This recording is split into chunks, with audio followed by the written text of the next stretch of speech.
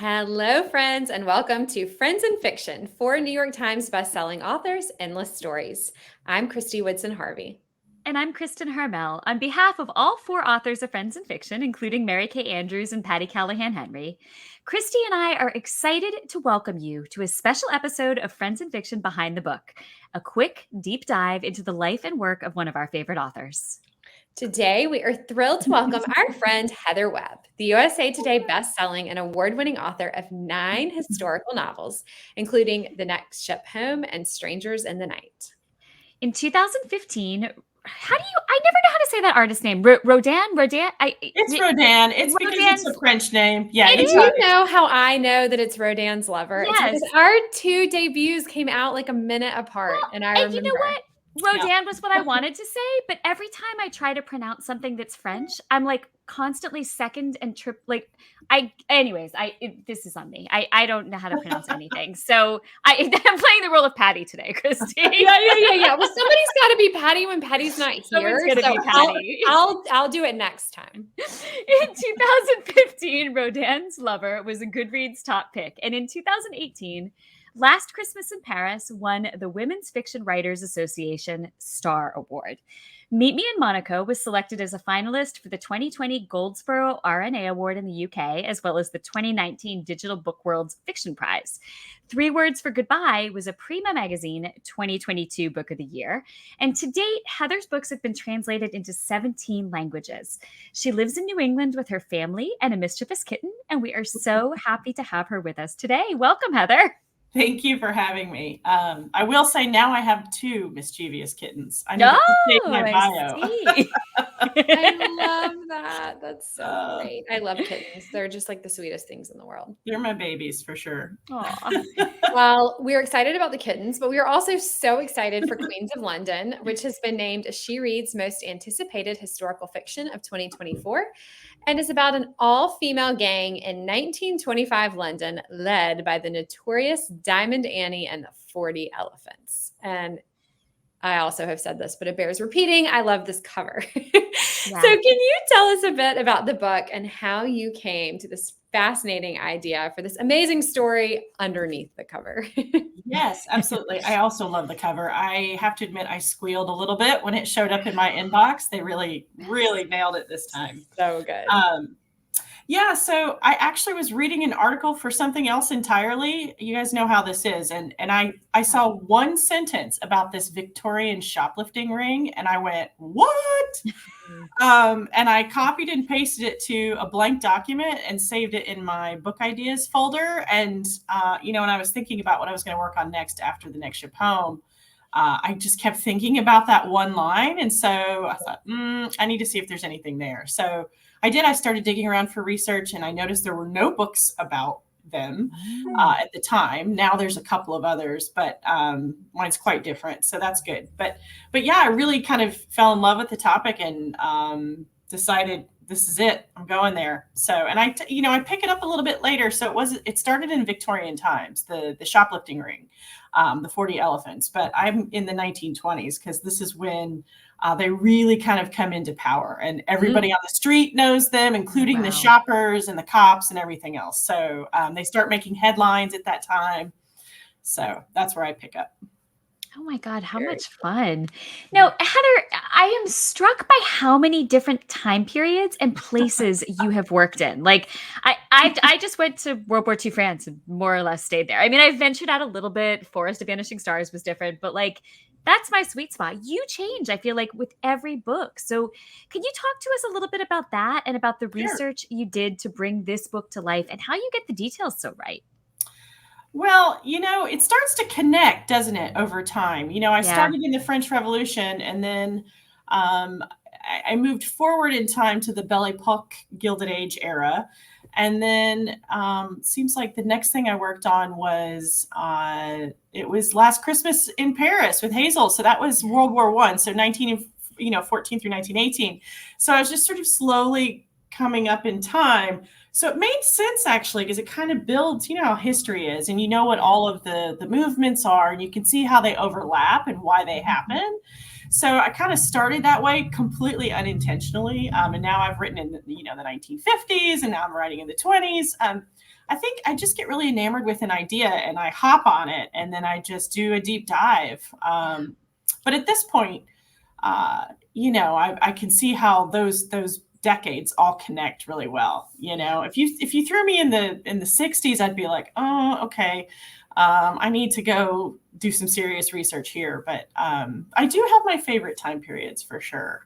I really love the belly puck and the Gilded Age. I love the industrialization during that time and all the art movements, women's rights. And I just think there's a lot of really cool stuff. But it wasn't that easy to sell a book set during that time for a while. So, that's part of it too, is I'll look up an idea and get interested in it and then go, are readers going to want to read this? Are publishers going to want to publish this? So that's part of it too. That kind of does definitely weigh into my topic selection for sure. That absolutely makes sense. Yeah. I love how you make it sound so easy. Like, oh, history just builds on itself. Sure. It's that easy. Sure. I'm definitely a supreme nerd. I mean, there's no doubt. I spend probably more time than I should reading and synthesizing information and figuring out what's interesting, like what really stands out to me. I'll make a document with those points to make sure I weave them in somehow, even if it's not in the first couple of drafts.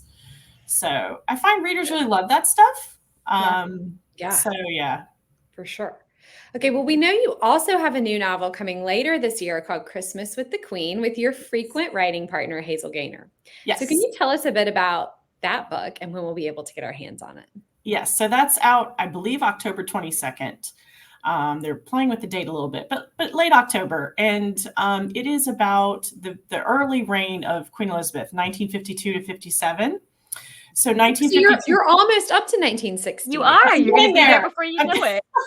I'm getting there. Yeah. So so she's actually a secondary character, as is Prince Philip. They kind of come, they're in the background.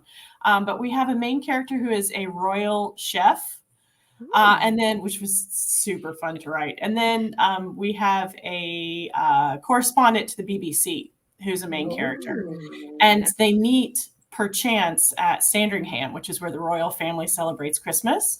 So the book is these 5 Christmases and, the Christmas message and how their lives, keep intersecting. So it's a bit of a love story. It's a feel good. I think it's really good timing because we're going into an election fall. And so I think it's going to be the perfect, take me out of this world kind of book. Yeah. So, yeah. That sounds like it. That is a really good point. Now, Heather, I also wanted to ask you, we know that you're not just a writer, you're an editor too. So I wonder if that impacts your writing process and whether you're a plotter or a pantser. What a good question. Yes. Yes and yes. Okay. It definitely, it affects how I read for sure. I'll be reading something and go, oh, she missed that moment to make it more emotional, or something like that. Okay.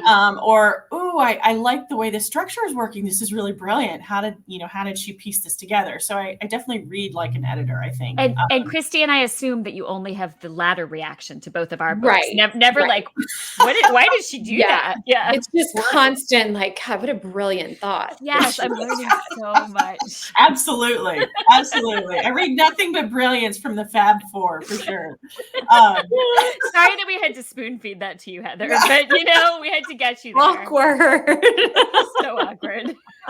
Oh my God. No, so as a writer, it definitely affects me too, I think, because I'm a methodical kind of writer.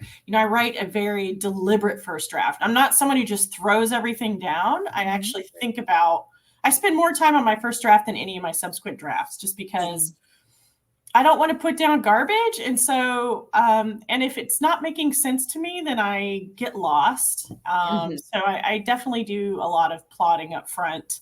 I write a synopsis, I write a pitch, I come up with a title, and then I can actually sit down and write. And of course, a lot of stuff in the middle changes as it does, which is fine. That's part of the fun too. But I definitely do a lot of plotting up front. And it's so funny because Hazel works very differently than I do. So when we're working together, I've learned to just be like, we're going with the flow. But then if things get a little hairy, I'll be like, okay, it's time to have a structure conversation. She'll be like, all right, let's do it. And That's so, awesome. and then we figure out, so we work really well together, but we definitely write differently, which is kind of part of the fun. So I love that. It sounds like you've made each other, in a way, better writers, just from kind of having that 100%. exposure to a different process. That's Yeah, awesome. 100%. Yeah. All right, Heather, before we let you go, where can Friends and Fiction viewers find out more about you, your books, and your editing services? Got to throw that in there. Yes, please. Yeah.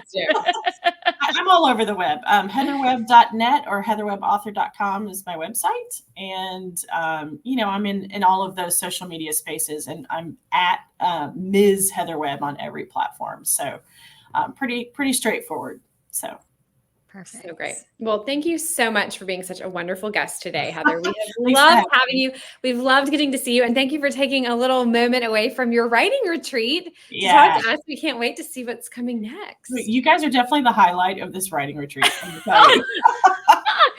Well, I believe that's just because you've been trapped in a hotel room by yourself all day. Yeah. So let's not flatter ourselves too much, Kristy.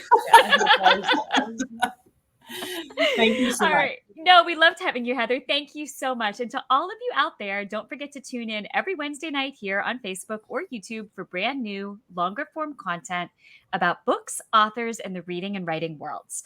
You can find everything about the Friends and Fiction universe, from the live show to the podcast, the newsletter to events, information about how to purchase our guests' books to updates from the Friends and Fiction official book club on our website, friendsandfiction.com. So thank you all for tuning in. Thank you so much, Heather Webb. We are excited to see you. And to all of you out there, we'll see you next time. Bye-bye. Bye. Bye.